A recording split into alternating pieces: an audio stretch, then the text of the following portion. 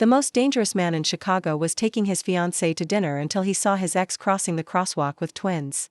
Vincent Moretti adjusted the cufflinks on his tailored Armani suit as his armored black Rolls-Royce Phantom glided through the shadowed streets of downtown Chicago.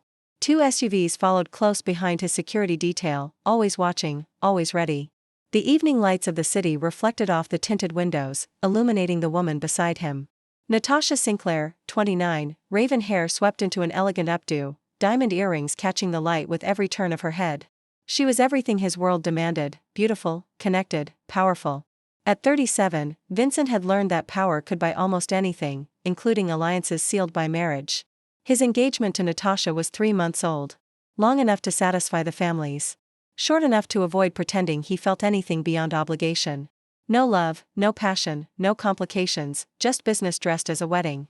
"Father says the merger will triple our territory," Natasha said, checking her reflection in a compact mirror.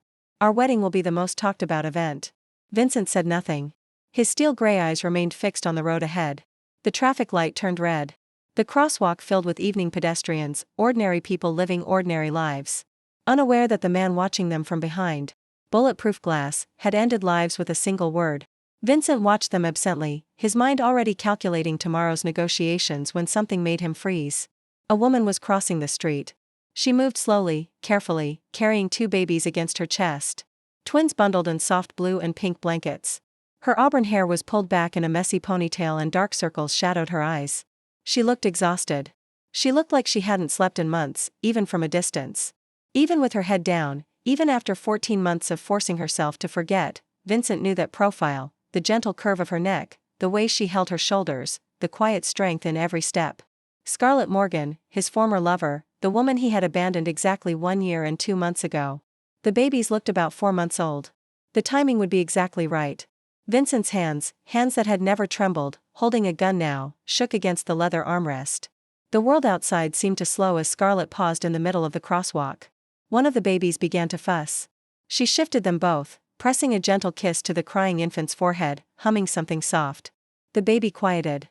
She continued walking, disappearing into the crowd on the other side. "Vincent." Natasha's voice cut through the fog. "The light's green. Your driver is waiting for your signal." He blinked. Cars behind them were waiting. His men were glancing back through the rearview mirror, confused by his hesitation. "Vincent, you look like you've seen a ghost," Natasha said, studying his face with a mixture of curiosity and irritation. "Do you know that woman?" Vincent forced his expression back to stone. No one important, but his mind was racing. Had Scarlet been pregnant when he left her that night, the night he had told her they were finished, that she didn't belong in his world, that loving him would only get her killed? Had she been carrying his children? Had she known and chosen not to tell him, or had she discovered it afterward, alone and abandoned, and made the decision to raise them without him? The questions multiplied, each one more devastating than the last. He had left her to protect her. He had convinced himself that walking away was the noble choice, that a woman like Scarlet deserved sunlight, not shadows, that she deserved a normal life, not a life spent looking over her shoulder. But now, seeing her with those babies, exhausted, struggling, but still standing, Vincent realized something that made his carefully constructed world crack down the middle. She had given him children. She had given him a son and a daughter, and she had done it completely. Utterly alone, while he sat in a bulletproof car beside a woman he didn't love. Planning a wedding that meant nothing. Scarlet had been fighting to survive, fighting to keep their children alive. Fighting a battle he should have been there to fight beside her. One question echoed in his mind, louder than the blood pounding in his ears. What if the life he had been so determined to protect her from was the only life worth living? If you felt something watching this, hit that like button and share this story with someone who believes in second chances. Subscribe to our channel because Vincent's journey to redemption is just beginning. The most luxurious restaurant in Chicago that night seemed to fade to a blur in Vincent's eyes. Candlelight trembled on the table. Soft jazz drifted from the corner of the room, and Natasha was saying something about wedding invitations. Vincent heard her voice, but he couldn't focus on each word. His gaze kept sliding back to the tall glass windows facing the street where pedestrians moved through the cold night. He wondered where Scarlet was right now. Was she warm enough? Were the children sleeping well? "Vincent, are you listening to me?" Natasha set her wine glass down, her tone slightly irritated. "I'm asking about the guest list. My father wants to invite at least 500 people." Vincent turned back to her and nodded mechanically. "Fine, you decide." Natasha frowned. "Are you okay? You've been strange since we were in the car." "I'm just thinking about work," Vincent said, his voice flat. It was a lie. He wasn't thinking about work. He was thinking about Scarlet's tired eyes, about the way she kissed the forehead of a crying baby with a tenderness he'd never seen in anyone else. He was thinking about how she had lived for 14 months alone with 2 newborn babies while he sat here drinking expensive wine beside a woman he didn't love. The dinner dragged on like it would never end. Vincent answered Natasha with short sentences, agreed with everything she suggested without truly listening. When they finally left the restaurant, he let out a quiet breath of relief. The motorcade took Natasha home first. Then Vincent ordered the driver to return to his own estate. The Moretti estate sat on the top of a hill, looking down over all of Chicago. The floor-to-ceiling glass reflected the glittering lights below like a carpet of stars. Vincent stood at the window of his study, a glass of whiskey in his hand, but he didn't drink. He only stood there staring down at the city, wondering where in that sea of light Scarlet might be. The clock struck 2 in the morning. Vincent picked up his phone and called Marco. Marco sounded half asleep at first, but he snapped awake the instant he heard his boss's voice.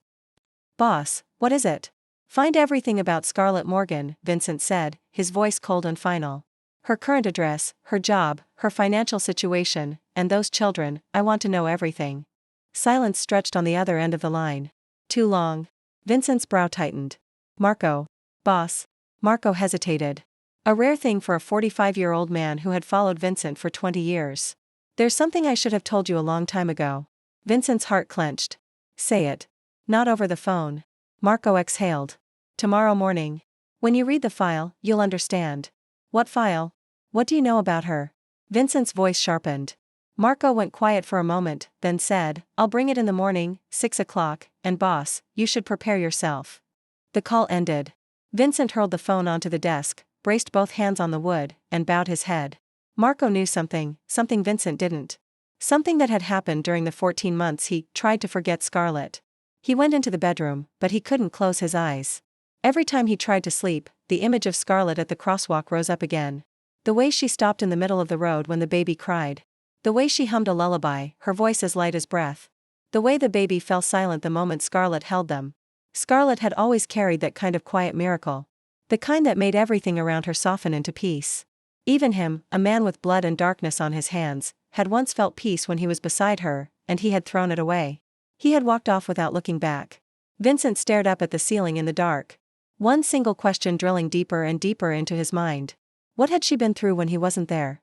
At the same time, on the other side of the city, Scarlet Morgan was climbing the stairs to the 5th floor of an aging apartment building. One step at a time. There was no elevator. There never was an elevator in the places she could afford to rent. In her arms, Leo and Luna slept deeply, their soft breaths warming the skin at her neck. Each step felt weighted with lead. Her legs trembling with exhaustion. But she didn't stop. She never stopped. Stopping wasn't an option when 2 tiny lives depended entirely on her. The studio was small, almost impossibly so, but clean. And it welcomed her with the scent of fabric softener. And the warm yellow glow of the table lamp she'd bought at a garage sale for $5. Everything in this room had come from a garage sale or a secondhand store. The faded sofa, the scratched wooden table, the old crib she'd repainted white. But to Scarlet, this was home. This was the only safe place she could give her children. She gently laid Leo and Luna into the crib. And the 2 babies immediately found each other's hands in their sleep, tiny fingers weaving together as if they understood that all they truly had was each other. Scarlet stood there looking at them, her chest tightening with love and with a pain she never allowed herself to show. She glanced at the wall clock. 3 more hours before she had to leave for the night shift. 3 hours to sleep, to eat, to get ready. But first, she needed to shower, needed to wash clothes for tomorrow, needed to prepare milk for the babies. Scarlet's life was an endless chain of things that had to be done, and she'd been used to that for a long time. She sat on the edge of the bed, staring into nothingness, and memories rushed in like a flood. When she was 3, her parents died in a car accident, leaving her alone in this world. She grew up in an orphanage where love was a luxury and survival was the first lesson. When she was 14, a family adopted her and she thought she finally had a roof over her head, but her adoptive father taught her that there were things worse than loneliness. She ran away on a rainy night, lived on the streets of Chicago, did whatever she had to do to survive. Then, when she was 25, she got a job as a bartender at an upscale nightclub. That was where she met Vincent Moretti. He walked in like a king entering his own kingdom, and everyone lowered their heads. But when his eyes met hers, Scarlet didn't lower hers. Maybe that was why he noticed her. 8 months of loving each other in secret were the happiest 8 months of her life. For the first time in 25 years, Scarlet felt truly loved. Vincent looked at her as if she were his entire world.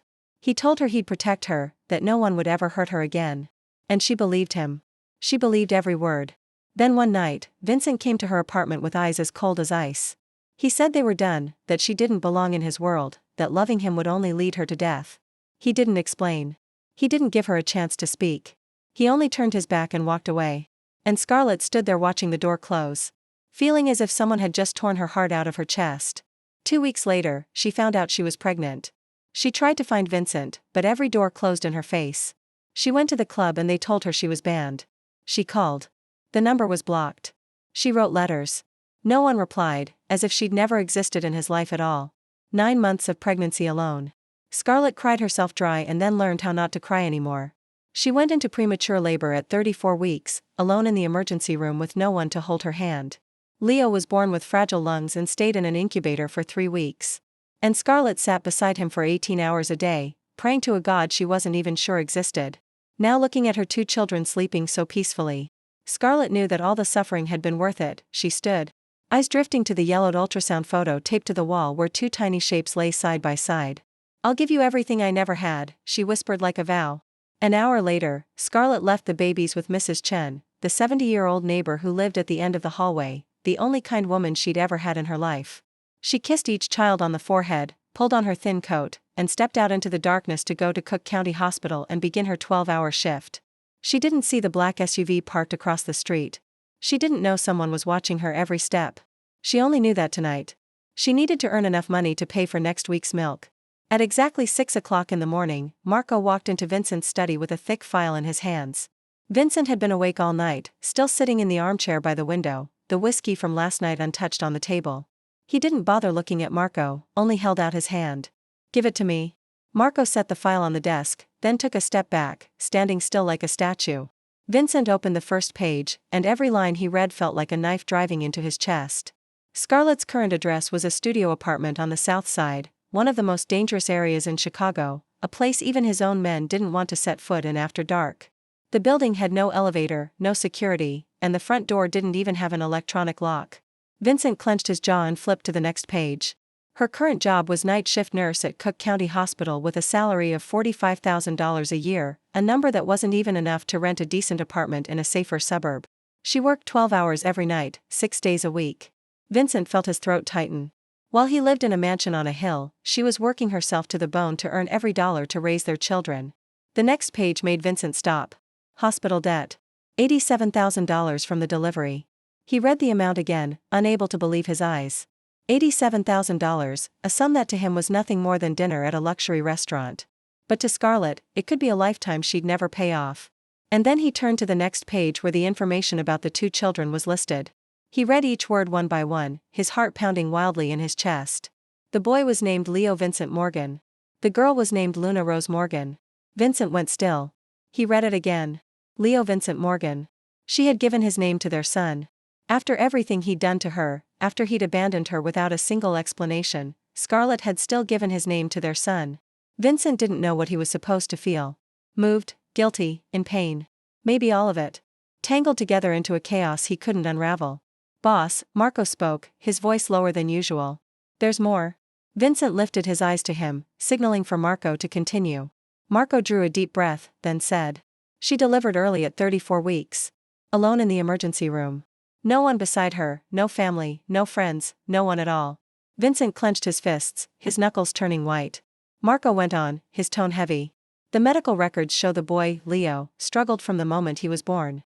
He spent his first 3 weeks in intensive care, and the nurses remembered Scarlet as a woman who refused to leave her son's side, even to eat or sleep."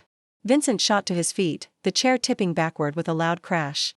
He turned his back to Marco, braced both hands on the window frame, and bowed his head. His body shook as he tried to hold his emotions inside. "She had no one with her?" he asked, his voice rough. "No one. She handled everything herself," Marco answered. "From pregnancy to delivery, from raising the babies to going to work alone." The room sank into silence. Vincent didn't speak for a long time, only stood there, staring out at the city, waking up below. Finally, he turned back, his eyes cold as ice, but his voice trembling. "Protect her. 24/7. Watch every movement. Don't let her know." Marco nodded. "Someone's been on her since last night already, boss." Vincent sat down, picked up the file again. He turned to the last page where there was a photograph of Scarlet taken secretly from a distance. She was thinner than she'd been 14 months ago. Deep shadows beneath her eyes, but she was still beautiful. That strength was still there in her gaze, that resilience he'd once loved with a kind of obsession.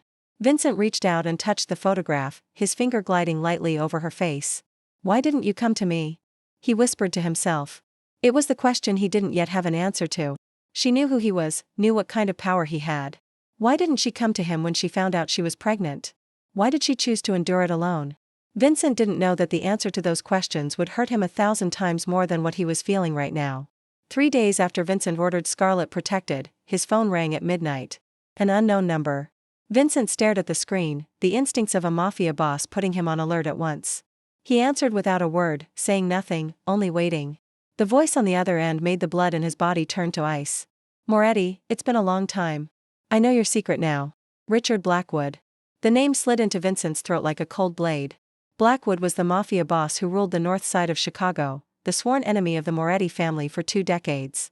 And the very man who had threatened Vincent 14 months ago, swearing he'd kill any woman who dared to love him. That was why Vincent left Scarlet. That was why he shoved her out of his life without a single explanation. And now Blackwood was calling him with a triumphant laugh in his voice. "Why are you so quiet, Moretti? Not happy to hear my voice?" Blackwood sneered. "I'll admit it. You hid it well. A woman and 2 children. How long have you kept that buried? Huh?" Vincent tightened his grip on the phone, his jaw locking.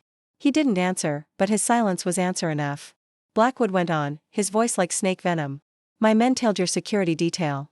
Those idiots don't know how to stay invisible. They're swarming around a miserable apartment building on the south side. And I wondered what could possibly matter that much. Turns out it's a tiny nurse with 2 newborn babies. Twins who look a lot like you, Moretti. Especially the boy." Vincent felt rage flare in his chest like fire. He wanted to tear Blackwood apart on the spot. Wanted to press a gun barrel to his head and pull the trigger. But he didn't let emotion take the wheel. He was Vincent Moretti.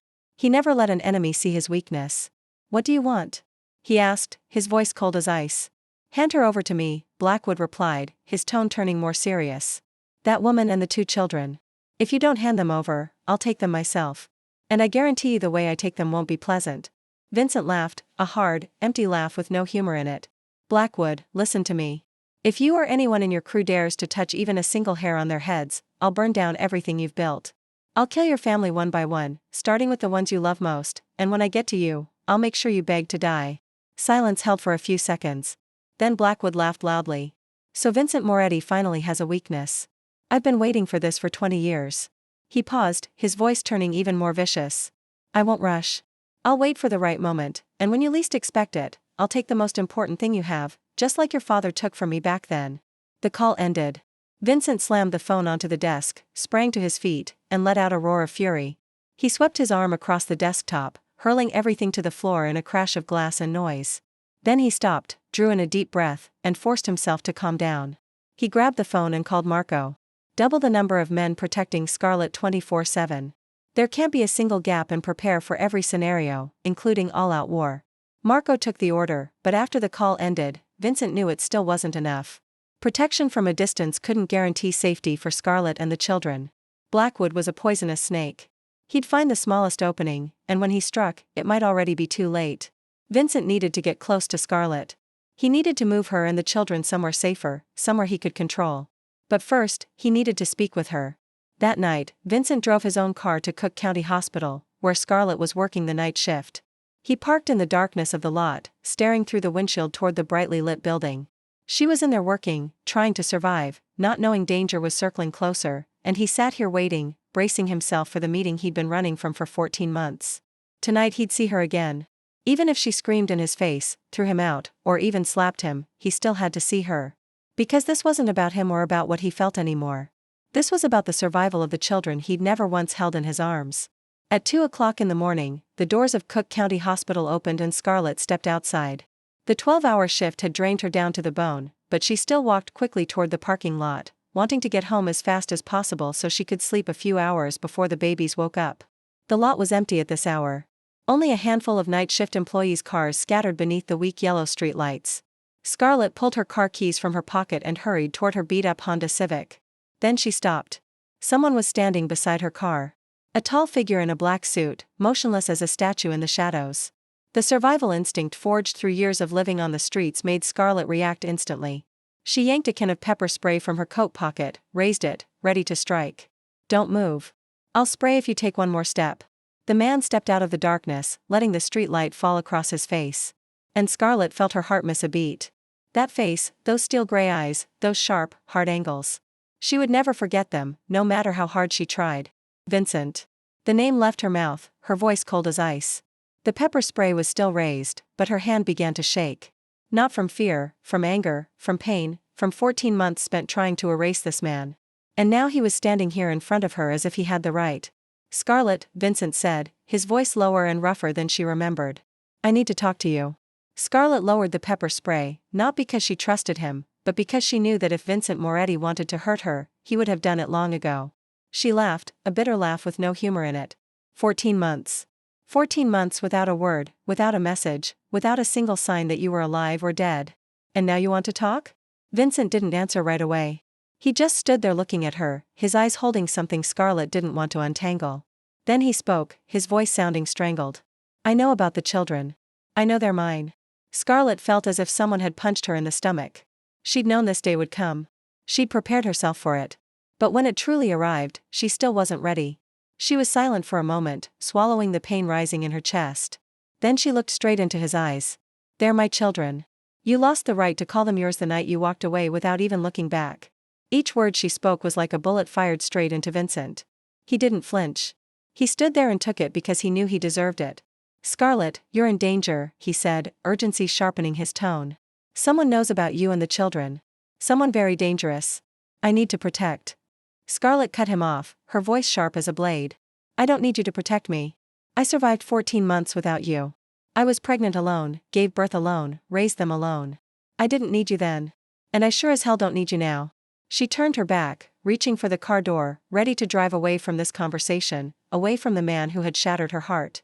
But Vincent stepped forward and put his hand on the door, stopping her from opening it. "Scarlet, please." His voice sounded like a plea. A sound Scarlet had never heard from Vincent Moretti, the most powerful mafia boss in Chicago. "Let me explain. Give me one chance." Scarlet turned back to face him, her eyes burning with anger and hurt. "Explain. What do you want to explain? That you threw me away like an old thing? That you vanished from my life without telling me why? That you left me to face everything alone while you lived your luxury life?" She stopped, drew a deep breath, trying to steady the tremor in her voice. "You have 5 minutes here, right now. Talk." Vincent looked at her, and for the first time in 14 months, he felt a small, fragile thread of hope. She was giving him 5 minutes, more than he deserved. He took a deep breath, then began. 14 months ago, Richard Blackwood gave me a choice. I saw what he did to my brother's fiancée. He executed her in her wedding dress without blinking. When he swore you were his next target, I panicked. I believed that by erasing myself from your life, I was erasing the target on your back. I thought walking away was the only way to keep you breathing. I thought the only way to protect you was to stay away from you. I thought if I wasn't connected to you anymore, he wouldn't have a reason to touch you." Scarlet stood there listening, but her silence wasn't cold anymore. It was boiling. And when Vincent finished, she exploded. "You thought? You thought? Why?" Her voice rang out across the empty parking lot, full of fury and pain. "You didn't give me the right to choose. You decided for me that I couldn't face danger. You decided for me how I should live my life. Do you have any idea how selfish that is?" Vincent tried to say something, but Scarlet didn't give him the chance.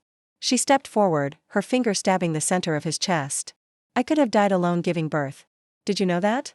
I delivered early at 34 weeks. Alone in the emergency room. No one held my hand. No one told me it was going to be okay." Her voice started to shake, but she didn't stop. "Leo almost didn't make it. Vincent, your son had to fight for every single breath while I watched him through a glass box, terrified and alone, praying that his tiny heart wouldn't stop beating." Vincent felt as if someone were crushing his heart in their fist. Every word Scarlet spoke was true, and every truth was a sentence passed on him. "I didn't know you were pregnant," he said, his voice rough. "If I'd known," Scarlet cut him off with a bitter laugh. "If you'd known, then what? You would have stayed? You wouldn't have left." She shook her head. "I did look for you, Vincent. I looked for you." She put weight on every word. "When I found out I was pregnant, I went to your club. They said you'd ordered them not to let me in. I called you. The number was blocked. I wrote letters, sent them to every address I knew, and no one answered. I even went to your office, and the guards dragged me out like a dog." She stopped, her voice catching. "I begged, Vincent. I begged to see you and I was thrown out as if I'd never existed in your life." Vincent went numb. He hadn't ordered that. He tried to forget her. Yes, but he'd never ordered Scarlet to be blocked. He'd never wanted her treated that way. "I didn't order it," he said, his voice strangled. "I swear to you, I didn't order anyone to block you." Scarlet stared at him, her eyes red, but no tears fell. She'd cried herself empty a long time ago. "Then who? Who decided I didn't deserve to meet the father of my children?" Vincent had no answer. But inside his mind, a name was rising. "Marco," Scarlet continued, her voice more tired now. "I'm drowning in hospital bills that I'll be paying off for the rest of my life just because I had to save our son. I work nights because during the day I have to care for the babies. I don't have family. I don't have friends. I don't have anyone except 2 children who depend completely on me." She looked down at her hands roughened by work and by too little sleep. "There are nights I don't know if I'll have enough money to buy milk for next week. There are nights I cry in the bathroom so the babies won't hear me. There are nights I want to give up." She lifted her head and looked straight into Vincent's eyes. "But I don't give up because Leo and Luna need me because I'm everything they have." Vincent couldn't take it anymore. He dropped to his knees right in front of Scarlet, head bowed low, shoulders shaking. "I'm sorry," he said, his voice breaking. "I know these words aren't enough. I know nothing can make up for what you went through. But I'm sorry. I'm sorry I left. I'm sorry I wasn't there when you needed me. I'm sorry for everything." Scarlet looked down at the man kneeling at her feet. Vincent Moretti, the most powerful mafia boss in Chicago, was on his knees before her in the parking lot of a public hospital, begging for forgiveness. Part of her wanted to forgive him. That part still loved him. Still remembered the nights he held her and promised he'd protect her forever. But the rest of her, the part that had been cut too deep, couldn't forgive that easily. "No," she said, her voice cold. "Not enough." Right then, Vincent's phone vibrated. He stood, glanced at the screen. "Marco," he answered, and what he heard made his face drain of color. "Boss, Blackwood is moving. His men are gathering on the south side of the city. Looks like he's planning something tonight." Vincent hung up and looked at Scarlet, urgency blazing in his eyes. "You're in real danger. Not tomorrow. Not next week. Tonight." He took her hand. And Scarlet didn't pull away. "Let me get you and the children somewhere safe. Just tonight. After that, if you want to throw me out, I'll go. I promise." Quite. The Moretti estate sat on top of the hill, imposing and radiant in the night. But to Scarlet, it was nothing more than a luxurious prison. She agreed to come here reluctantly. Not because of Vincent, but because of Leo and Luna. If what he'd said was true, if there really was someone dangerous targeting her and the children, she couldn't gamble her babies' lives just to protect her pride. Leo and Luna were settled in a private room on the second floor where there was a brand new ivory white crib, soft toys with their tags still on, and wallpaper patterned with tiny stars. Scarlet stood there watching her children sleep, her chest tightening as she realized this was the first time in 4 months the babies had slept in a crib that wasn't secondhand. She didn't sleep.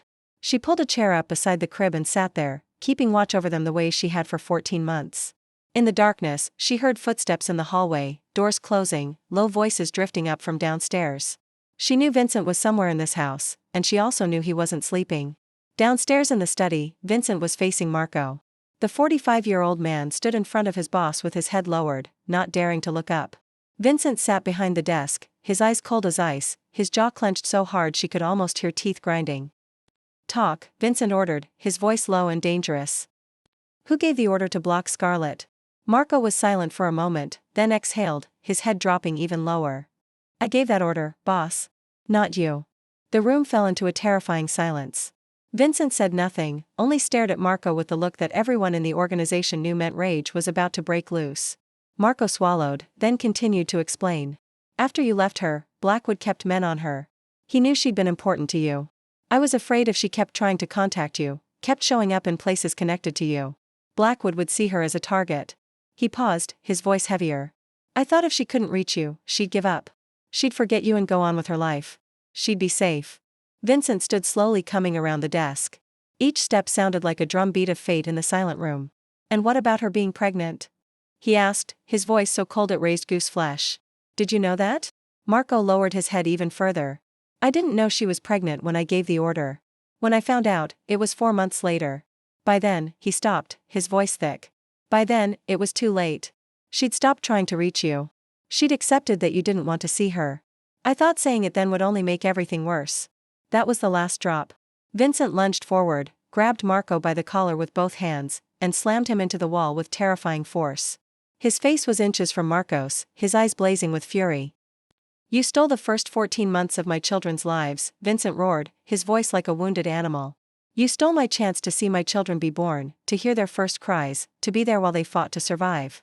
Do you know Leo almost died? Do you know Scarlet faced all of that alone?" Marco didn't fight back. He let Vincent pin him to the wall. Let the accusations crash down on him. "I know, boss. I know I was wrong." Vincent ground his teeth, his grip tightening. He wanted to kill Marco right then.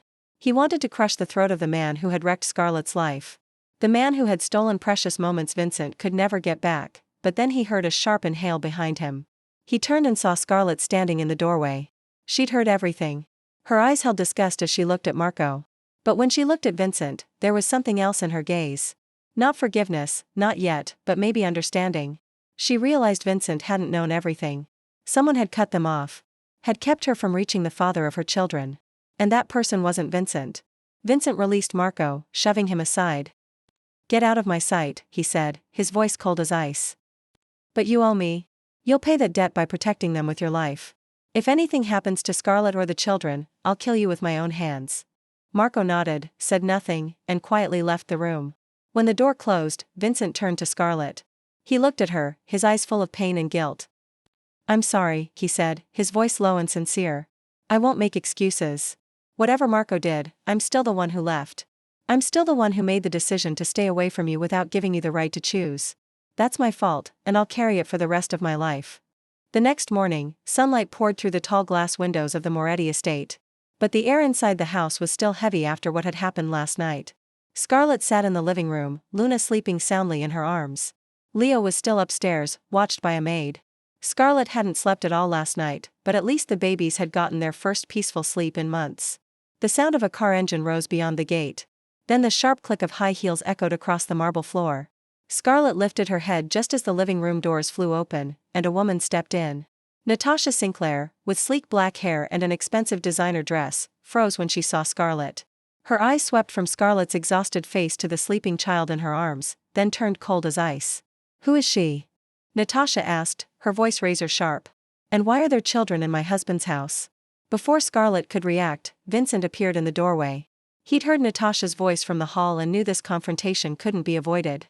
He walked in and stood between Natasha and Scarlet, his face strangely calm. "Natasha," he said with a nod. "I didn't know you were coming." Natasha stepped closer, her eyes still locked on Scarlet and Luna. "You didn't answer your phone all night. I was worried." She stopped and pointed towards Scarlet. "Now answer me. Who is she?" Vincent didn't hesitate. "My child," he said, clear and final. "And their mother?" The room fell into silence. Natasha stood there, her face going pale as if she'd been slapped. Then anger flared, burning through the aristocratic cool she always wore like armor. "Your child?" she shrieked, her voice high and sharp. "You have a child with another woman, and you didn't tell me?" She turned to Scarlet with a look of contempt. "Who is she? One of those cheap bar girls you used to play with before you met me?" Vincent stepped forward, blocking Scarlet like a wall. "Watch your mouth, Natasha," he said, his voice low and dangerous. "You're talking about the mother of my children." Natasha laughed loudly, bitter and furious. "Are you out of your mind? You're going to destroy the alliance between our two families for a bar girl and two children who came out of nowhere. Do you have any idea how much my father has invested in this relationship?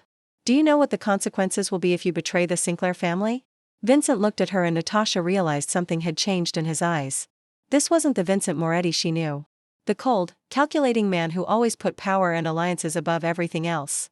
This was someone else. Someone she'd never met before. "Alliances can be rebuilt," Vincent said as calmly as if he were talking about the weather. "Time with my children can't." Natasha went rigid. She couldn't believe what she was hearing. "You're choosing them over me. Over everything we've built." Vincent didn't answer. His silence was the answer. Natasha's face flushed red with rage. She stepped closer and jabbed a finger toward Vincent's face. "You'll regret this decision. My father won't forgive you. You're choosing war with the Sinclair family. Do you understand that?" Vincent met her gaze, his eyes without a trace of fear. "Then I choose war." Natasha stood there trembling with fury. Then she yanked the glittering diamond engagement ring from her finger and threw it to the floor, the clatter ringing through the room. "You'll pay for this, Vincent Moretti." She hissed through her teeth. "I swear to you, you'll pay." Then she spun on her heel and stormed out, her heels cracking against the marble like gunshots. The door slammed and the room sank into silence. Vincent stood there, staring at the ring on the floor, then turned to Scarlet. She was still seated, Luna in her arms, her eyes on him with a look she couldn't hide. "You just gave up the most powerful alliance in the city," she whispered. "Why?" Vincent walked over, lowered himself to his knees in front of her, and looked at Luna, sleeping peacefully in her mother's arms. The baby girl's face was calm and innocent, her tiny fingers curled tight around the edge of Scarlet's shirt. "Because they're not my children," he said. Gentle but certain. "And she isn't you." Scarlet didn't speak. She only looked at him, and for the first time since they'd found each other again, her eyes weren't completely cold anymore. The first week in the Moretti estate was a string of small disasters Vincent never imagined he'd have to face. On the first morning, he decided to mix formula himself so Scarlet could rest. He stood in the kitchen, staring at the can of formula and the baby bottle, as if they were alien objects. The first time, he poured in too much powder, and the milk turned thick like paste. The second time he forgot to check the water temperature and the milk was so hot it couldn't be drunk. The third time he shook the bottle too hard and the milk splattered all over the kitchen floor. One of the estate's chefs started to step in to help, but Vincent raised a hand and stopped him. "I'll do it myself," he said, his voice hard, and he did. The fourth time the bottle was perfect. Diaper changes were worse. Vincent Moretti, the man who could stare into an enemy's eyes without blinking. The man who could order an execution without his hand trembling, now grimaced as if he were being tortured when he had to face his son's dirty diaper. Leo looked up at his father with wide eyes, as if judging the abilities of this strange man. Vincent fumbled with the diaper tabs, stuck them in the wrong place twice. Had to peel them off and try again. But he didn't give up. He didn't call for a servant. He did it himself. Even though it took 3 times as long as Scarlet needed. At night when Leo or Luna cried, Vincent was always the first to wake. Scarlet told him he didn't have to, that she was used to being up at night, but he wouldn't listen. He picked up the crying baby, paced the room, clumsily soothing them until the cries faded. Scarlet watched it all from a distance. She didn't say anything, didn't praise him, didn't criticize him. She only watched, keeping space between them, as if she were waiting to see how long Vincent could hold on before he quit the way he'd quit on her. In the second week, Scarlet called the hospital to ask about the repayment plan. She'd calculated that even with her night shifts, it would take a decade of breathing room she didn't have just to clear the mountain of debt from the delivery. But when she gave her name, the woman on the other end went quiet for a moment, then spoke in a startled tone. "Miss Morgan, your balance was paid in full 3 days ago." Scarlet went still. "Paid by who?" "I'm not allowed to disclose that information, ma'am. But the record shows a law firm paid the full amount on behalf of an anonymous client." She didn't need to guess who that anonymous client was. She found Vincent in his study.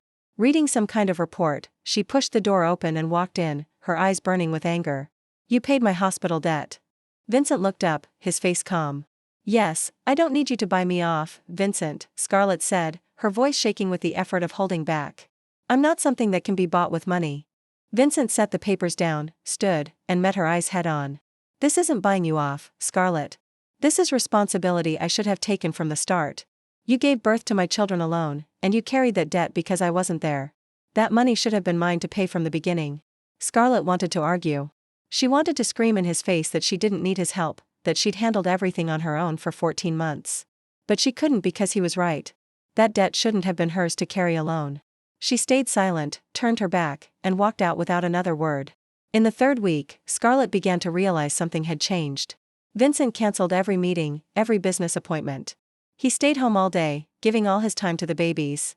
He read to Leo and Luna, even though they were only 4 months old and couldn't understand a thing. He read the same bright picture books over and over, his deep, warm voice filling the room, and the babies stared at him with curious eyes. One evening, Scarlet passed the nursery and heard Vincent singing. She stopped, her heart tightening. It was the lullaby she sang to the babies, the song her mother used to sing to her before she died. Scarlet didn't know how Vincent had learned it. Maybe he'd heard her sing and memorized it. His voice wasn't good, a little off-key in places, but he sang with a tenderness she'd never believed a mafia boss could have. That night, around 2 o'clock in the morning, Scarlet woke with a strange feeling. She went to the nursery and found Vincent sitting in the armchair beside the crib, his head tilted to one side, asleep. One of his hands still rested on the crib rail as if even in sleep he needed to stay close to his children. Scarlet stood there looking at the man who had once shattered her heart. He looked exhausted, dark circles under his eyes, stubble rough across his jaw from not shaving, but he was here. Every night he was here. She went and pulled a thin blanket from the closet, then gently draped it over him. Her hand brushed his shoulder for a brief moment. It was the first time she'd reached out to touch him since they'd found each other again. A month passed and Leo and Luna turned 5 months old. They were growing fast, their eyes brighter, their laughter clearer, and they were starting to grow curious about the world around them. The pediatrician said this was the stage when babies learn to roll over, and Scarlet had spent a lot of time placing them on their stomachs on the soft rug to practice.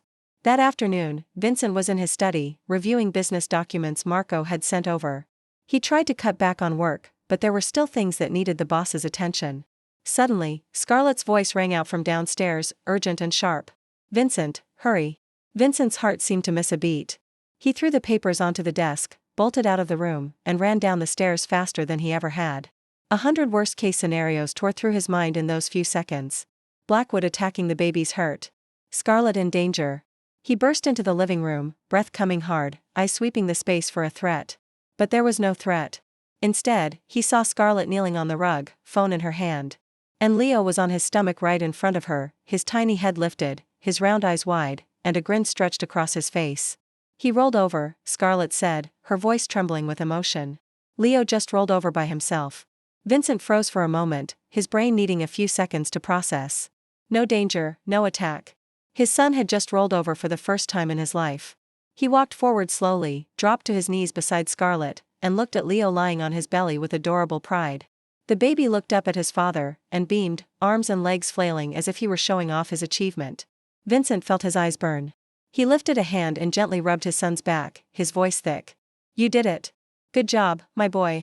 Leo seemed to understand the praise, laughed even louder, and that sound was the most beautiful music Vincent had ever heard in his life. Luna lay beside them, watching her brother with eyes that refused to be outdone. She started to wiggle, trying to roll, too, but her little body was too round, and she kept getting halfway before flopping back to where she started. She let out a frustrated little sound, her face scrunching with disappointment. Vincent turned to his daughter and encouraged her softly. "You can do it, Luna. Come on, Daddy's princess." He put his hand behind her back, giving gentle support without doing it for her. Luna tried again. Fell again, fell. On the 4th try, with a small grunt, she finally rolled over and ended up on her belly right beside her brother, her eyes wide with shock as if she couldn't believe she'd actually done it. The whole room burst open. Vincent clapped. Scarlet cheered, and the babies looked at their parents with excited faces. Even though they didn't understand what was happening, this was their first family moment. A moment Vincent never believed he'd get to have. Scarlet raised her phone and filmed every second. Through the screen, she saw Vincent down on the rug, face to face with the babies, talking to them in a warm voice she'd never heard from him before.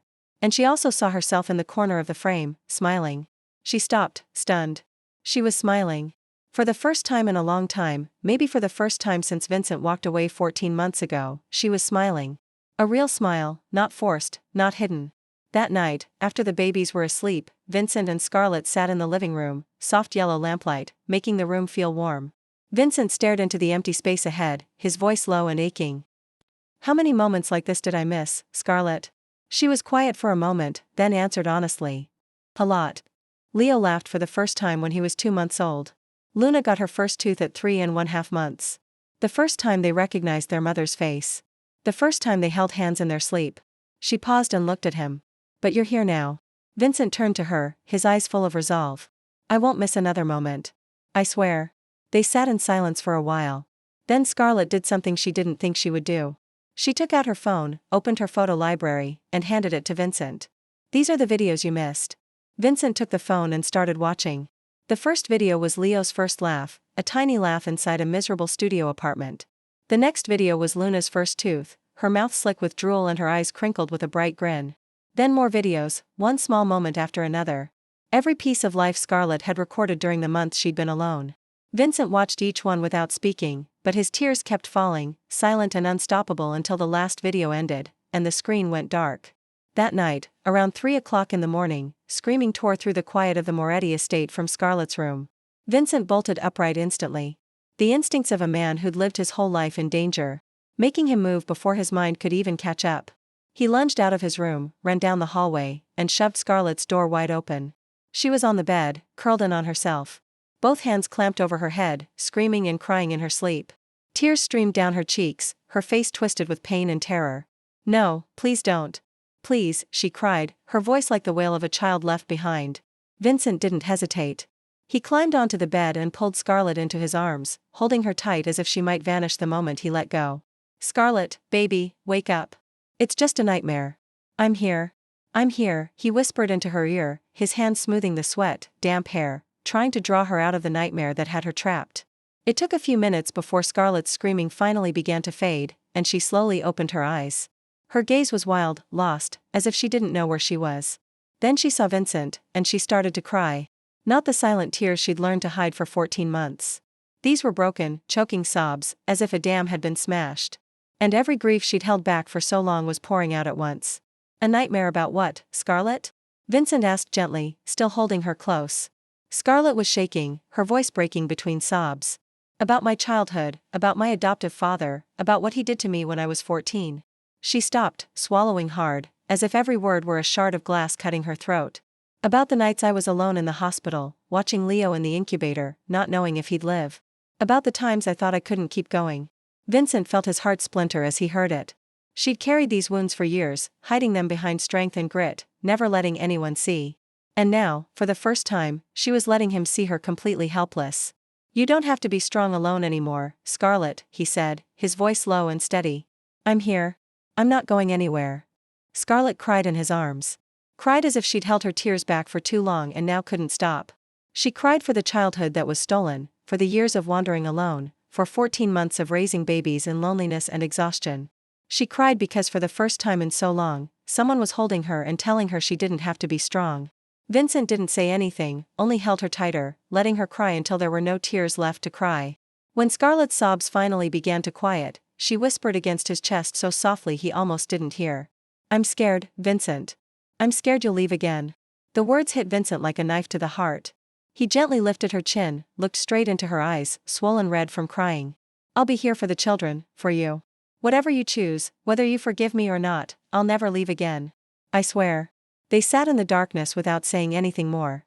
From the next room, the steady breathing of Leo and Luna drifted through, soft and peaceful. That sound was a reminder that they weren't just two separate people anymore. They were the parents of two tiny lives that depended on them. Scarlet looked at Vincent, her eyes still red, but calmer now. "I haven't forgiven you completely," she said. "Honest. It might take a long time. It might never be complete, but I'm trying." Vincent nodded, asking for nothing more. "I understand, and I'll wait. As long as it takes." They sat there in the dark of the room, and something shifted between them. Not forgiveness, not that far, but maybe acceptance. Maybe a willingness to allow a new chance. Scarlet reached out her hand, and Vincent took it. Not a kiss, not a promise, just two hands laced together in the night, holding tight as if it was the only lifeline in a storm that had lasted far too long. At the same time, in a discreet restaurant in the suburbs of Chicago, a secret meeting was taking place. Natasha Sinclair sat across from Richard Blackwood, 2 glasses of red wine on the table, but neither of them touched a drop. This wasn't a social visit. This was a meeting of two snakes, looking for the right place to sink their teeth into the man who'd wounded them. Blackwood studied the woman in front of him with a measuring gaze. Natasha Sinclair, the daughter of one of the most powerful Mafia families in the Northeast. Once the fiancée of Vincent Moretti, now she sat here inside the restaurant of Vincent's sworn enemy, her eyes burning with hatred. "What do you want?" Blackwood asked bluntly without any detours. He didn't have time for political games. Natasha lifted her glass, turned it slowly, watching the light slide through the deep red of the wine. "I want Vincent to lose everything," she said, her voice cold as ice. "I want him to lose his empire, lose his power, lose everyone's respect. And her, that cheap bar girl, I want her gone. I want her to stop existing in Vincent's life." Blackwood let out a low, dangerous laugh. The hatred of a betrayed woman is terrifying. He leaned forward, his eyes sharp. "But why should I help you? What do you have to trade?" Natasha smiled, a smile that never reached her eyes. "My father controls the entire freight transport route in the Northeast. If he allies with you instead of with Vincent, you'll have control of almost all of Chicago and the surrounding areas." Blackwood fell silent, weighing it. It was an attractive offer. Very attractive. A Sinclair alliance was something he'd wanted for years, and now it was being placed in his hands. "And you think your father will agree?" he asked. "My father hates Vincent even more than I do." After he called off the engagement, Natasha replied, "He'll be happy to watch Vincent collapse." Blackwood nodded. His decision made. "Then we have a deal." He took out his phone and called someone.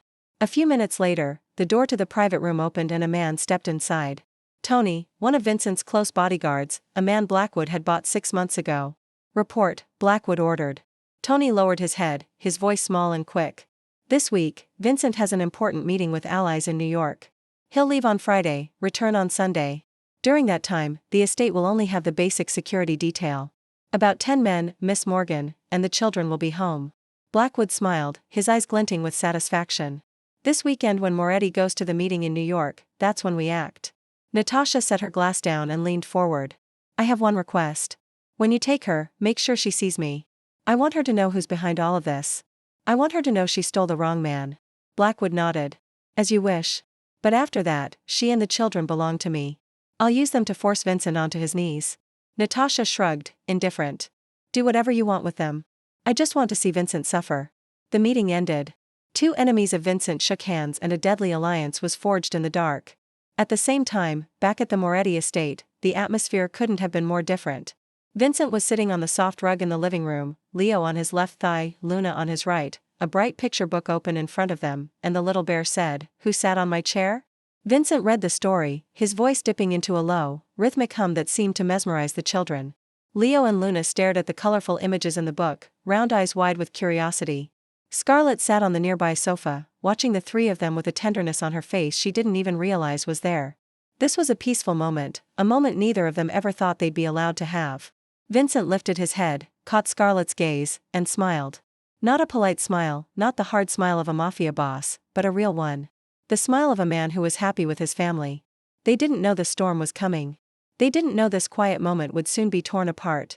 On Friday morning, Vincent stood at the front doors of the Moretti estate, a small suitcase set by his foot, watching Scarlet hold Leo and Luna in her arms. He didn't want to go. Every cell in his body wanted to stay beside them, protecting them. But the meeting in New York couldn't be postponed. The most important allies of the Moretti family would be there, and his absence would be taken as a sign of weakness. Vincent stepped closer, kissed Leo's forehead, then Luna's, and finally Scarlet's. His lips brushed lightly against her forehead, a tender gesture he'd never done before. "I'll be back tomorrow," he said softly. Then he knelt, looking into the eyes of his 2 small children. "Daddy will be back soon. Keep Mommy safe." Leo and Luna stared at their father with round eyes. As if they understood something important was happening. Vincent stood and looked at Scarlet one last time. "Mark will be here. The security detail's been reinforced. If you need anything, call me." Scarlet nodded and gave a faint smile. "We'll be fine. Go. Don't worry." Vincent got into the car and the motorcade began to move. In the rearview mirror, he watched Scarlet standing at the door with both babies in her arms until they grew smaller and disappeared. He didn't know it might be the last time he'd see them safe. That day passed normally at the Moretti estate. Scarlet played with the babies, fed them, read to them. The guards patrolled on schedule, and everything seemed steady. But when night fell, things began to shift. At 11 o'clock at night, Tony slipped into the security control room. The night guard had already been drugged, slumped over the desk. Tony quickly entered the code, and shut down the entire security system, from the surveillance cameras to the intrusion alarms. Then he opened the side gate and let a line of black vehicles glide silently onto the estate grounds.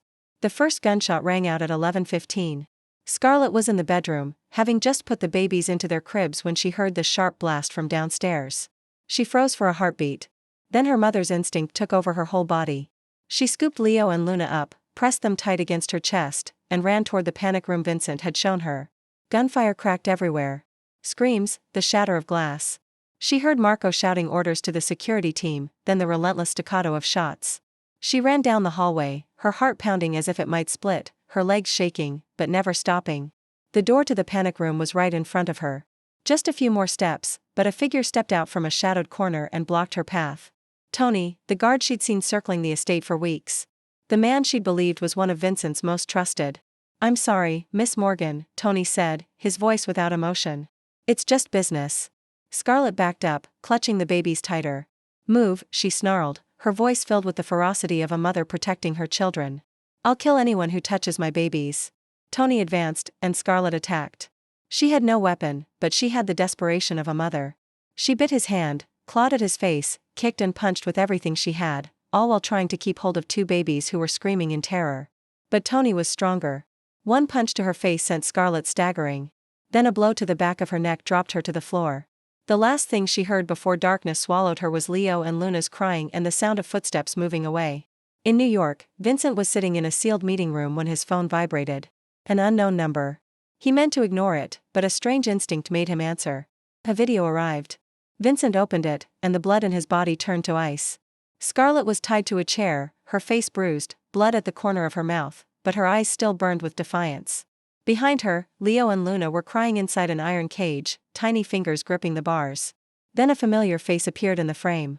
Natasha Sinclair, smiling with a sickening triumph. "Hello, Vincent. Surprised?" Richard Blackwood's voice came from off-camera. "Moretti, you've got 1 hour to get to dock warehouse number 7. Alone. If I see any of your men, they die. All 3 of them." Scarlet in the video jerked against the ropes, her eyes locking on the camera as if she knew Vincent was watching. "Vincent, don't come. It's a trap." Bill's slap across her face cut her off, but her gaze still wouldn't bow. The video ended. Vincent sat there with the phone in his hand, his body shaking with a rage he'd never felt in his life. Then he stood and walked out of the meeting without a single explanation. He called Marco, who'd survived the attack by sheer luck. "Prepare everything. Gather all our men. Call the private jet. I'm coming back to Chicago right now." On the plane, Vincent sat as still as stone, eyes cold as ice, his hand locked around the gun he never let out of reach. In his mind, there was only one thought. Tonight, only one side survives. Dock warehouse number 7 sat at the edge of the city. A long-abandoned structure, the perfect place for shadow deals where no one wanted witnesses. Vincent walked in alone, exactly as ordered, both hands raised to prove he wasn't carrying a weapon. But that was only the surface. Inside the warehouse, Blackwood was waiting, surrounded by more than 20 gunmen. Scarlet was still tied to a chair, her face more bruised than it had been in the video, but her eyes still burned with fury when she saw Vincent step in. Leo and Luna were in the iron cage behind her, their crying echoing through the vast space. Blackwood laughed when he saw Vincent, the sound bouncing off the walls like a crow's call. "So Vincent Moretti finally kneels for love," he said, voice thick with satisfaction. "I've waited for this day for 20 years. The day you walk into my territory, unarmed, without an army, just for a woman and 2 children." Vincent stopped in the middle of the warehouse, his eyes sweeping everywhere, memorizing the position of every gunman, every exit, every weak point in Blackwood's formation. He'd done this hundreds of times in his life, and tonight was no different. "Let them go," Vincent said, his calm almost unnatural. "What do you want from me? Territory, money, power? Say it and I'll give it to you." Blackwood shook his head and stepped closer. "You still don't understand, Moretti. I don't want money. I don't want power. I want you dead." He paused, smiling with pure cruelty. "But before that, I want you to watch them die. I want you to taste what your brother tasted when I killed his fiancée." Natasha stepped out from behind. A gun in her hand, her eyes cold and full of hate. She moved to Scarlet and pressed the barrel to Scarlet's temple. "She took my place," Natasha said, her voice trembling with excitement. "She stole my fiancé. She stole my future. It's only fair if I take her life." Scarlet stared straight into Natasha's eyes without a trace of fear. "I didn't steal anything from you. Vincent never belonged to you." Natasha lifted her hand, ready to slap Scarlet. But in that exact moment, Vincent let out a short whistle. Everything happened in a heartbeat. The back door of the warehouse burst open, and Marco and Vincent's special team stormed in. They'd slipped in earlier, hidden in the dark, waiting for their boss's signal. Gunfire thundered, bullets ripping through the air, sparks flashing in the darkness. The fight exploded, brutal and close. Blackwood's men hit from behind without warning, their formation breaking apart. Vincent lunged toward Scarlet like an arrow, dodging gunfire on pure warrior instinct. He pulled a knife hidden in his sleeve and cut through the ropes in seconds. "Are you hurt?" he asked, eyes scanning her. Scarlet didn't answer. She only screamed, her voice raw with desperation. "The children, save the children." Vincent turned and saw Marco charging toward the iron cage where Leo and Luna were crying. He shot 2 guards, smashed the lock, and lifted both babies into his arms. "Get them out," Vincent shouted. "Right now," Marco nodded, holding the babies tight to his chest and ran for the emergency exit. Around them, the fight kept raging. Blackwood's men were losing ground, but they still fought hard. Natasha disappeared in the chaos, seized by one of Vincent's men as she tried to flee. Blackwood stood in a corner of the warehouse, watching his empire collapse. His eyes were wild, filled with desperation and hate. He knew he'd lost, but he wouldn't lose without dragging someone down into hell with him. He drew a handgun, aimed straight at Scarlet, who was standing beside Vincent, and pulled the trigger. Vincent saw it. In that instant, time seemed to slow. He saw Blackwood's finger squeeze, saw the barrel lined up with Scarlet, saw the bullet about to fly, and he didn't think, he only moved. He threw himself between Scarlet and the bullet, using his own body as a shield for the woman he loved. The round tore through his chest with a wet sound. Vincent felt as if someone had driven a brutal fist into his body, and then the pain crashed over him like a tidal wave. He staggered, looked down at his chest, and saw blood soaking through his white shirt, spreading like a dark red flower. In the distance, Marco dropped Blackwood with a single shot to the head. The sworn enemy of the Moretti family fell, eyes still wide open, staring up at the ceiling. Vincent collapsed onto the freezing concrete, blood pouring from the wound in his chest, forming a red pool beneath his back. He heard Scarlet scream, but the sound seemed to come from far away. "Vincent, no. Look at me. Open your eyes." Scarlet dropped to her knees beside him, both hands pressing hard against the wound, trying to stop the bleeding. Her tears fell onto his face, warm and salty. "Don't do this to me. Don't leave me, Vincent. I have dissed with Meditor." The wail of an ambulance siren ripped through the Chicago night as the vehicle tore forward at maximum speed. Inside, Vincent lay on the gurney. An oxygen mask covering half his ashen face. Blood still seeping through the pressure bandage. The medics were fighting to keep tight. Scarlet sat beside him. Both hands locked around his ice-cold hand, refusing to let go even after the paramedics told her again and again to move back. "You can't die, Vincent. Do you hear me?" she said, her voice trembling but fierce. "You owe your children a whole lifetime. You owe Leo and Luna every moment you missed. You can't die before you pay that debt." Vincent didn't respond. His eyes were squeezed shut, his breathing thin, his skin losing color by the second. Scarlet watched the heart monitor. Each beep a promise that he was still fighting. "You promised you wouldn't leave again," she whispered, tears running down her cheeks. "Don't break that promise. Don't leave me again." The ambulance stopped at the hospital entrance and Vincent was rushed into the emergency department within seconds. Scarlet tried to run after him, but she was stopped at the doors to the operating room. "You can't go in. Please wait here," a nurse said, gentle but firm. The doors closed in Scarlet's face, and she stood there staring at the red light above the entrance turning on, signaling surgery was underway. Marco arrived a few minutes later with Leo and Luna in his arms. The babies were asleep from sheer exhaustion after all the crying. Unaware their father was fighting for his life on the other side of that door. Scarlet took the children, held them close, and sat down on the cold plastic chair in the hospital hallway. 6 hours.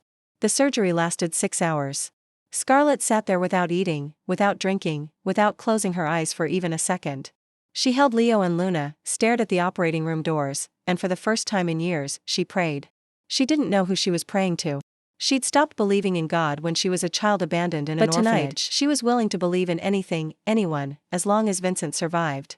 "Please let him live," she whispered into the darkness, her voice breaking. "I've lost too much already. Please don't take this one, too." When the red light finally went out and the operating room doors opened, Scarlet shot to her feet, her heart slamming wildly in her chest. The surgeon stepped out, his face tired and grave. He pulled off his mask and looked at Scarlet with an expression she couldn't read. "Miss Morgan," he asked, and Scarlet nodded, unable to speak. The doctor drew a deep breath. "We did everything we could." Scarlet crumpled. Her knees gave out, her body suddenly too weak to stand. Tears flooded out, and a strangled sob tore from her throat. "He's gone. Vincent is gone." She was too late. She never got to tell him she forgave him. She never got to tell him she still loved him. And he made it. The doctor continued, his voice softer now. Scarlet lifted her head, not trusting her own ears. "The bullet missed his heart by 2 centimeters. He was very lucky. We removed the bullet and managed to stop the bleeding. He's still in a coma, but his vital signs are stabilizing." Scarlet broke down crying. But this time, they were tears of relief. She hugged Leo and Luna tight, sobbing like a child, not caring who was watching. "He's alive. Vincent is alive." An hour later, Scarlet was allowed into the ICU. She stepped into the stark white room where Vincent lay motionless in the bed, surrounded by a forest of monitors. His face was pale as paper, but the screen beside him still showed a steady heartbeat. He was alive. He was breathing. Scarlet pulled a chair to the bedside, sat down, and took his hand. The hand was still cold, but she could feel a faint pulse under the skin. "Idiot," she whispered, her voice thick. "You're an idiot. Don't you ever do that again. Do you hear me? Don't you ever throw your body in front of a bullet for anyone again." She leaned down and placed a soft kiss on his forehead. "You have to live for Leo, for Luna, for me." Silence. Then the fingers in her hand twitched. Scarlet lifted her head and she saw Vincent's eyes slowly open. He looked at her, eyes dull from pain medication, but he still recognized her. "You're an idiot," he whispered, his voice rough and weak. "But I'm your idiot." The weeks that followed were the longest days of Vincent's life, but they were also the happiest. He was moved from the hospital back to the estate to continue recovering, and Scarlet became his primary caregiver.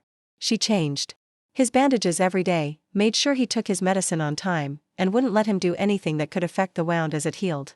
Vincent, the man who once gave orders to hundreds of people, now obeyed everything she said without a single protest. Leo and Luna were brought to see their father every day. At first, they were frightened by the sight of him in bed with tubes and machines around him. But little by little, they grew used to climbing up onto the mattress beside him, listening to him tell stories in a weak voice. One afternoon, as Scarlet carried Leo closer to the bed, the baby suddenly looked at Vincent, opened his mouth, and said a single word clearly. "Duh." The room went silent. Scarlet froze, eyes wide. Vincent stared at his son, not trusting what he'd heard. "What did you just say?" he asked, his voice trembling. Leo looked at his father, grinned, and repeated it. "Duh, duh," Vincent cried. Not the quiet tears he usually hid, but tears that ran freely down his cheeks, unrestrained, unhidden. He reached out and Scarlet placed Leo in his arms. The baby grabbed his father's finger and kept babbling, "Duh, duh," as if it were the best word in the world. Luna refused to be outdone by her brother. She crawled across the bed to her father, pressed her tiny hands to his cheeks, and planted a loud kiss on his face. Vincent laughed, the brightest smile Scarlet had ever seen. Even though the wound in his chest still hurt, it was the moment she realized this was her family. This was where she belonged. Late at night, when the babies were asleep, Vincent and Scarlet sat together in the dim light, talking about things they'd never told anyone. Vincent spoke about his childhood in a Mafia family, about a father so strict he was cruel, about a mother he lost to illness when he was 10, about the weight of being molded into an heir from the age of 15. "My father never hugged me," he said, his voice low and distant. He said, "Affection is weakness, and a Mafia boss isn't allowed to have weakness." I grew up believing that. I believed loving someone was like putting a knife in an enemy's hand. Scarlet listened, and for the first time, she understood why Vincent had left her 14 months ago. Not because he didn't love her, but because he loved her too much, and he was afraid of it. Then she told him about her dreams, the dreams she'd buried for a long time. "I only want a family," she said, her voice light as breath. "A small home, someone who truly loves me, healthy children. I don't need wealth. I don't need power. I just need to be loved." She paused and looked down at her hands. "But I never thought I deserved love.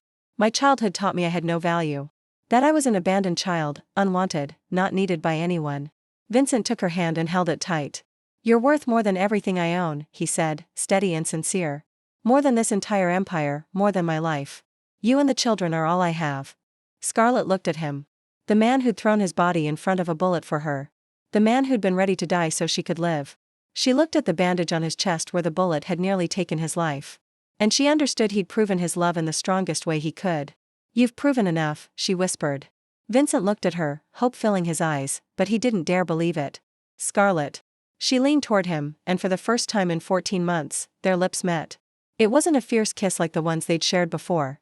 It was gentle, trembling, wet with tears. It was a kiss of forgiveness, of healing, of a new beginning. When they pulled apart, Scarlet looked into Vincent's eyes and said, "We start again from the beginning slowly. I won't promise it'll be easy, and I won't promise it won't hurt anymore, but I'm willing to try." Vincent lifted her hand and pressed a soft kiss to her knuckles. "I'll wait," he said, his voice full of certainty. "My whole life, if I have to, I'll never leave again." 6 months passed like a dream. Vincent and Scarlet's little family moved to a house in the suburbs of Chicago, peaceful and safe. Far from the shadow-soaked Mafia world Vincent had lived in his whole life. The home wasn't as grand as the old mansion on the hill, but it had a wide yard where the babies could play, a white fence wrapped around it, and birdsong every morning. It was the place Scarlet had dreamed of during lonely nights in that miserable studio apartment. And now that dream had become real. Vincent kept his promise. He shifted most of his operations into legitimate business, from real estate to clean energy, industries he could leave to his children without shame. He still kept a few ties in the underworld because that was unavoidable for a man with the name Moretti, but he no longer took part directly in the dirty work.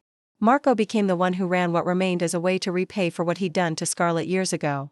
Scarlet went back to work, too, but not because she needed money. She returned to Cook County Hospital as a nurse, working day shift so she could be home with the babies every night. She loved her job, loved the feeling of helping people, and she didn't want to give it up just because her life was comfortable.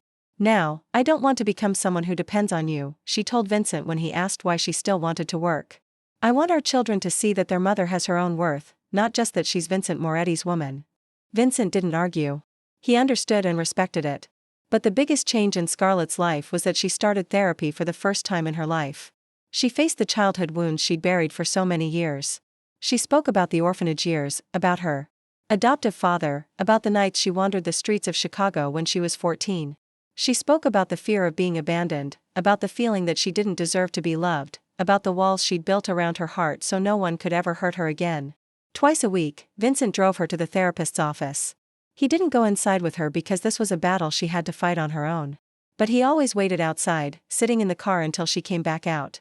Sometimes she stepped out with eyes red from crying and he simply held her in silence. No questions, no pushing, just being there. On nights when nightmares came, he woke up instantly, pulled her into his arms, and held on until dawn. He didn't try to chase the nightmares away because he knew they were part of healing.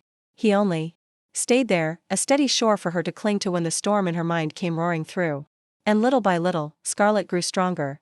Not because of Vincent, but because she chose to heal for herself.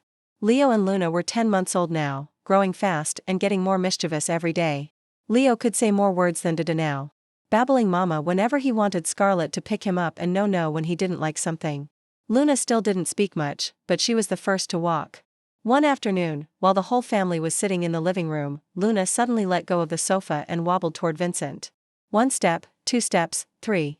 And then she toppled into her father's arms, giggling as if she'd just pulled off a great victory. Vincent hugged his daughter and spun her through the air. The laughter of father and daughter filling the room. Every weekend, the family went to the park near their home. It was a new habit they built, something so ordinary it was almost trivial for other families. But for Vincent and Scarlet, it was something they once thought they could never have. That afternoon, Vincent was pushing Leo and Luna on the swings. The baby squealing with laughter every time the swings flew high. Scarlet sat on the grass nearby, phone in hand, filming every moment. She watched Vincent, a man who had once been the most feared Mafia boss in Chicago, now pushing his children on swings with a bright smile on his face. No one in the park knew who he was. To them, he was just an ordinary father playing with his kids. And that was exactly what Vincent wanted. When the babies grew tired and wanted to rest, Vincent set them into the stroller and sat down beside Scarlet on the grass. He looked out toward the distance where the sun was slowly setting, painting the sky orange and pink. "I used to think power was everything," he said, his voice gentle and far away. "I used to think owning Chicago, owning the Moretti Empire, was the peak of life. I was wrong." He turned to look at Scarlet, then at Leo and Luna, sleeping peacefully in the stroller. "This is everything." West Coast Day. A year had passed since the terrible night at Dock Warehouse No. 7, and the life of the Moretti family had changed completely. Leo and Luna were a year and a half old now. The tiny babies they'd once been had learned to run across the yard, learned to say dozens of words and learned how to make their parents laugh every single day. "Daddy, up, up." Leo ran toward Vincent on short, chubby legs, throwing both arms up to be picked up. Vincent laughed, lifted his son high, spun him through the air, and the boys' laughter rang across the garden. "More. More." Luna refused to be outdone. She ran to her mother and held out a wildflower she'd just picked. "Mommy, flower." Scarlet took the flower and kissed her daughter's cheek. "Thank you, my little princess." That afternoon, when the babies were tired and sat playing on the grass, Vincent and Scarlet sat side by side on the porch, watching their children under the late afternoon sun. It was the moment Vincent loved most each day. A peace so gentle he still had to pinch himself to be sure it was real. "Scarlet," Vincent said, his voice trembling a little. Something that almost never happened to a man who had faced death without blinking. Scarlet turned to him and saw a small velvet box in his hand. Her heart skittered. "Vincent, you're?" He opened the box, and inside was a ring, not a huge glittering diamond like the one he'd once given Natasha. This ring was simple, elegant, with a small stone at the center and words engraved inside the band. Scarlet lifted the ring and read the engraving. Leo, Luna, Scarlet. 3 names, 3 hearts. Everything that mattered most to Vincent. "You gave me a family when I didn't deserve one," Vincent said, his voice low and full of feeling. "You gave birth to my children. You raised them alone. And you still named our son after me even after I abandoned you. You forgave me when I didn't deserve forgiveness. You gave me the chance to be a father, to be the man who loves you, to be a better man." He took her hand and looked straight into her eyes. "Now I want to be with you forever. Not for an alliance, not out of duty, not for any reason except one. I love you, Scarlet. I love you more than my own life. Will you marry me?" Scarlet looked at him, tears streaming down her cheeks, but they were happy tears. "Yes," she whispered then louder. Yes, Vincent, I will. Vincent slid the ring onto her finger, then kissed her, a kiss full of love and promise. When they pulled apart, Scarlet held his hand and did something that startled him. She placed his hand on her belly. Vincent looked at her confused. Scarlet, she smiled, her eyes shining. You won't miss this one. Vincent's heart seemed to stop for a beat. He looked down at his hand on her stomach, then back up into her eyes, and the truth crashed over him like a wave. She was pregnant. Scarlet was pregnant with their third child. He couldn't speak, his throat tight with emotion. Scarlet nodded, happy tears still falling. 8 weeks. I wanted to wait until today to tell you. Vincent cried the second time in his life. He cried in front of someone else without feeling shame. He pulled Scarlet into his arms, kissed her forehead, kissed her cheek, then dropped to his knees, and kissed her belly. This time I'll be with you from the first day, he whispered to the baby who hadn't been born yet. I won't miss another moment. A week later, the whole family went to the park. Their usual weekend habit. Leo chased a butterfly, bright laughter spilling across the grass. Luna sat picking flowers, carefully choosing the prettiest ones to give her mother. Vincent stood behind Scarlet, his arms wrapped around her from behind, his chin resting on her shoulder. They both watched their children play, saying nothing, simply letting this peaceful moment fill them. No one in the park knew that the man holding his wife had once been the most feared mafia boss in Chicago. No one knew how much suffering they'd lived through, how much separation, how much blood and tears it had taken to reach this ordinary moment. To the outside world, they were just a normal family enjoying a weekend afternoon. And that was exactly what they wanted. The most dangerous man in Chicago had discovered that real power didn't live in the bullets he fired or the empires he built. Real power lived in 3 hearts, soon to be 4, that had forgiven him and given him a reason to become better. Some stories end with dramatic battles, but the most beautiful love stories end with ordinary days and the promise of countless ordinary days still to come. If this story moved you, drop a comment telling us, would you have given Vincent a second chance? Share this with someone who believes that even the most broken people can find redemption. And subscribe to our channel because some secrets are worth waiting for.